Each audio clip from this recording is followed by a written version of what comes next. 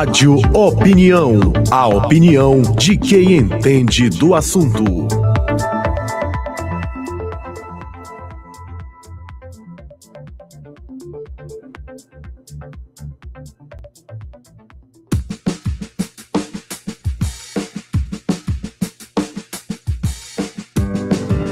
Hoje no Rádio Opinião vamos falar sobre um projeto muito interessante, que é o projeto Escravizadores. Para isso a gente conversa com o repórter da Agência Pública, o Rafael Custódio, que está aqui em São Luís justamente para falar sobre essa iniciativa da Agência Pública, né? E com passagem aqui pela Universidade Federal do Maranhão. Inclusive a gente vai falar daqui a pouquinho sobre esse momento que aconteceu ontem aqui na Universidade Federal do Maranhão. Rafael, bom dia, seja bem-vindo aqui ao Rádio Opinião.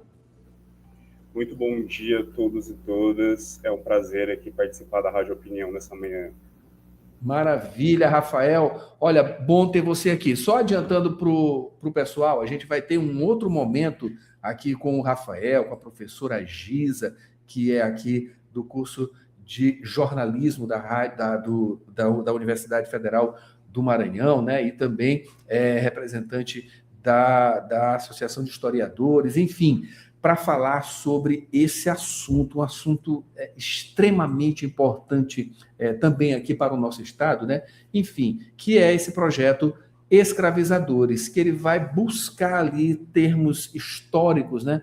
Para falar sobre escravidão, né? Como políticos, né? Ainda hoje que estão, aliás, hoje exercendo, né, claro, funções políticas e que num passado, né, um passado não muito distante, né, a gente pode fazer essas relações históricas, né, cronológicas, né, mas que estiveram, né, suas famílias, né, os seus antepassados estiveram envolvidos aí com a escravidão. É basicamente isso, não é isso, Rafael? O projeto Escravizadores, ele nasce com a proposta de investigar os antepassados de figuras políticas brasileiras e entender a relação desses antepassados com a escravidão aqui no Brasil. Nós conseguimos aí montar a genealogia de 116 figuras públicas, né, figuras políticas, que envolvem aí ex-presidentes, senadores e governadores em mandatos atuais, né, desde o fim da ditadura militar, a gente conseguiu mapear 116 autoridades políticas. Dessas 116, 33 a gente conseguiu encontrar relação de antepassados com a escravidão no Brasil, né? São pessoas que viveram aí até o século XIX e que, de alguma forma, teriam pessoas escravizadas dentro de suas propriedades ou dentro do seu convívio. E esse projeto ele nasce com essa proposta, mas a gente também ampliou e acabou trazendo um pouco de contexto histórico, né? A gente também pegou figuras de destaque regionais, como, por exemplo, a Ana Jansen, aqui no Maranhão, e entender a relação dela com a escravidão no Brasil. A gente também fez uma reportagem super interessante, do ponto de vista jornalístico e de contexto histórico, né, de uma fazenda de reprodução de pessoas escravizadas no Pernambuco, por exemplo. Então, o projeto Escravizadores ele vem com essa proposta de investigar o passado de figuras políticas nos mandatos atuais, mas a gente também consegue trazer um pouco do panorama histórico por meio das reportagens jornalísticas. Que maravilha, que maravilha. Essa iniciativa da Agência Pública, né? Falando um pouquinho sobre a Agência Pública, né, que desenvolve um trabalho jornalístico aí muito bom, muito bacana, né, muito elogiado também, de muito sucesso, né? A Agência Pública é uma agência de jornalismo investigativo, com 15 anos de atuação. É o veículo mais premiado do Brasil atualmente. Nós trabalhamos com reportagens voltadas para os direitos humanos, né? E também cobrimos política, segurança pública, socioambiental, cidades. E a gente está no dia a dia lá em Brasília também, mas sempre com esse olhar direcionado ao interesse público, né? Com reportagens aí de grande profundidade, como é o caso do projeto Escravizadores. Certo. Como você mencionou, né, tem aí um histórico grande, enfim, e a quantidade, né, de figuras, né, que vocês estudaram, enfim, foram atrás dessas informações, dessa pesquisa jornalística, né? Aqui em nosso estado não foi só a Ana Jansen, né? Eu queria que você falasse justamente, né, figuras como José Sarney e também o atual governador Carlos Brandão, né, estão nesse estudo, nessa pesquisa, né? Como foi o desenvolvimento até chegar a esses dados?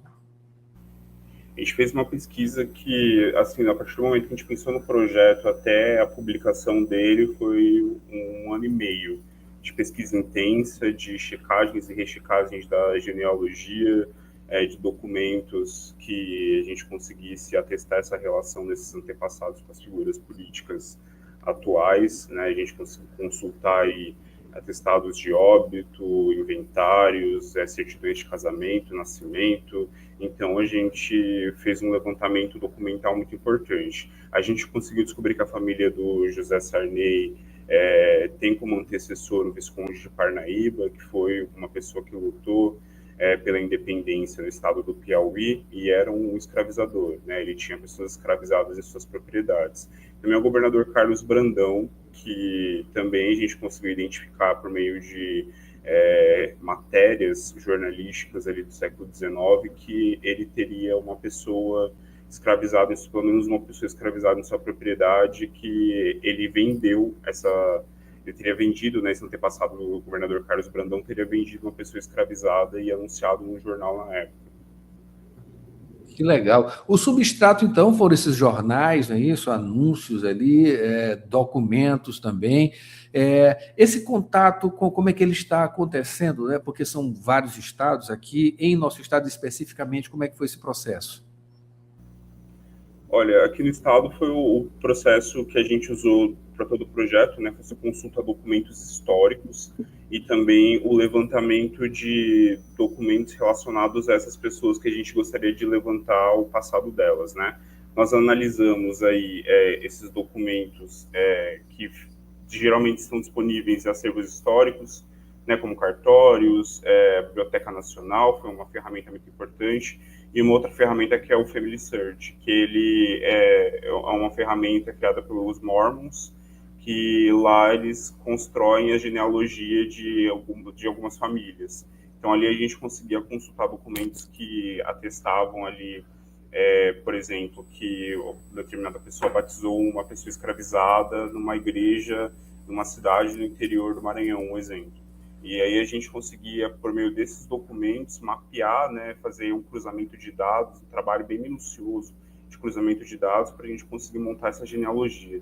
Então, por 1 ano e meio, a gente aí contou com a colaboração de historiadores, genealogistas e pesquisadores e jornalistas que a gente acabou convidando, né, contratando aí para poder fazer esse serviço de levantamento desses documentos históricos para a gente conseguir montar esse projeto. Então, aqui no Maranhão, o processo foi o mesmo, assim, né? Então, a gente conseguiu levantar figuras públicas do Brasil todo e a gente conseguiu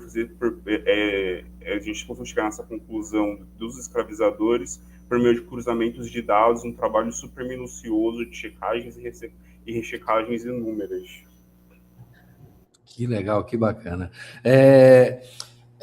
Rafael, você ainda está aqui em São Luís, estamos fazendo remoto, mas você ainda está aqui em São Luís. E ontem, aqui na Universidade Federal do Maranhão, né, aconteceu um momento, né, de apresentação de todo esse processo, né, e desse trabalho também, desse projeto Escravizadores, aqui no âmbito da Universidade Federal do Maranhão, do curso de jornalismo, né, inclusive mandando um abraço para a professora Giza Carvalho, que é a liderança que temos aqui, né, no Laborejo, que é o Laboratório de Jornalismo, e foi através dessa conexão que você veio para cá, enfim, trazer essas informações para mais aqui os alunos da Universidade Federal do Maranhão. Como é que foi essa iniciativa ontem, que aconteceu ontem à tarde aqui na UFMA? Foi um encontro bem interessante, né? A gente conseguiu apresentar o projeto Escravizadores com mais detalhes, ao lado do historiador Silvan Mendes e com intermediação da professora Giza. Foi um encontro bem interessante, a gente conseguiu apresentar o projeto Escravizadores, discutir escravidão no Maranhão e no Brasil, né? Houve participação aí dos estudantes, dos professores também, fizeram inúmeras perguntas sobre o tema, né? Isso demonstra também a curiosidade das pessoas em entenderem o que foi a escravidão no Brasil, que é importante a gente sempre revisitar, porque foi um período muito duro para a nossa história, um período criminoso da nossa história, então a gente precisa revisitar e recontar em quantas vezes forem necessárias, assim, porque tem uma série de histórias apagadas, escondidas ainda dentro desse período que, para mim, ainda é muito nebuloso, né? Então, eu acho importante, jornalisticamente, a gente revisitar e trazer esse projeto para dentro das universidades, das escolas, para que os estudantes consigam também ter contato com esse projeto e, quem sabe, até desenvolverem pesquisas próprias, né, sobre esse tema. Então, é com esse intuito que a gente veio até a universidade.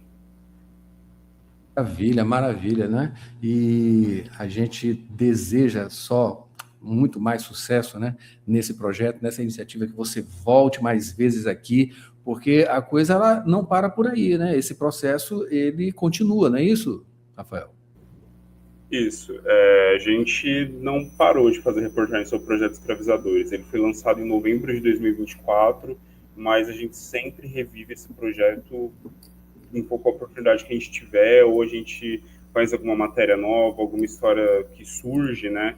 E a gente acaba tentando aí trazer esse projeto de novo para a sociedade, né? Assim, a gente acaba revisitando histórias que possam ser contadas em todo projetos escravizadores. Eu até queria fazer um chamamento para quem tiver histórias que possam se encaixar dentro do projeto escravizadores, podem procurar a agência pública ou podem mandar um e-mail para a gente, que é o redação@publica.org, que nós estamos dispostos aí a contar histórias. A que a pública mais gosta de fazer é contar histórias e mexer naquelas feridas que geralmente a grande imprensa não mexe. Então esse é o papel também da agência pública, de vir com essa proposta de mexer naqueles assuntos que são desgastantes e que geralmente a grande imprensa não se envolve. E a escravidão é com certeza um desses pontos aí que a nossa sociedade, o Brasil, ele precisa encarar de frente para superar, né? Superar uma série de distorções que aconteceram por conta justamente da escravização aqui em nosso país. Rafael, que está mandando mensagem aqui, é a professora Giza, tá? Acabou de mandar mensagem aqui, parabéns pelo trabalho, obrigada por trazer essa experiência para compartilhar conosco aqui na Universidade Federal do Maranhão. Ela manda essa mensagem para você especificamente, viu, Rafael? Obrigado, Giza. Foi um grande prazer poder compartilhar esse projeto aqui na universidade. Espero voltar em outras oportunidades também. E foi um prazer enorme. Assim, eu fiquei muito feliz mesmo de participar ontem daquela mesa. Foi muito enriquecedor assim, para nós pensarmos que tantas pessoas estavam interessadas em conhecer o projeto. Maravilha, maravilha. Só lembrando aqui aos nossos ouvintes que o Rafael Custódio, ele vai estar também com a professora Giza Carvalho e também com o Silvan Mendes, né, historiador, comigo amanhã, quarta-feira, 1 da tarde, aqui na Agenda Pública, tá? Um horário mais extenso, e ele vai explicar com detalhes todo esse processo que está sendo, né, que teve de levantamento para falar sobre essa iniciativa, esse projeto Escravizadores, especificamente aqui em nosso estado, né, que trouxe aí como destaque, tem como destaque a Ana Jansen, o José Sarney e também o Carlos Brandão, né, atual governador, e esse passado, né, que tiveram deles. Lembrando, não é isso, Rafael, que esse é um processo, mas ele não é um processo, né, que ele é feito para, enfim, encalacrar essas pessoas atualmente, porque a gente está falando de um passado, né? Isso aí, em tese, nada tem a ver com essa atuação deles atualmente, né, dessas pessoas.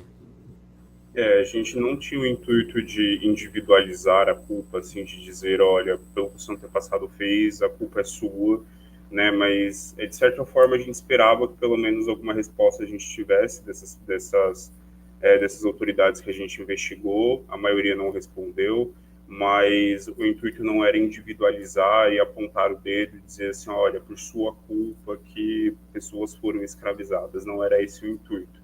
Né? Foram atos cometidos por seus antepassados, mas o que a gente esperava era pelo menos uma resposta. Mas como alguns casos não aconteceram, então a gente só queria deixar claro assim que o intuito não era tentar apontar o dedo e dizer, olha, pelo seu antepassado, a culpa sua pelo que o seu antepassado fez no século XIX. Então, o intuito do projeto não era esse, assim, era mais apresentar também para essas autoridades que, olha, seus antepassados, eles eram escravizadores, se você tem algum interesse em se manifestar diante disso, a maioria não respondeu, mas o intuito do projeto era esse, assim, era trazer esse contexto histórico e mostrar como algumas famílias se perpetuam aí nas elites políticas e econômicas do Brasil, desde o Brasil colônia. Maravilha. Rafael, muito obrigado. A gente espera você outras vezes aqui, né, com essas e outras informações, enfim, outras reportagens, outros projetos como esse, né? E mandando um abraço, claro, né, para todos da agência pública. Até muito obrigado por esse momento mais uma vez aqui com a gente. Eu que agradeço o espaço, espero voltar com toda certeza. Maravilha, muito obrigado. Rafael Custódio, que é repórter da agência pública e falou sobre o projeto Escravizadores. Mara Nogueira, tem break? Exatamente, voltamos e a gente volta em seguida.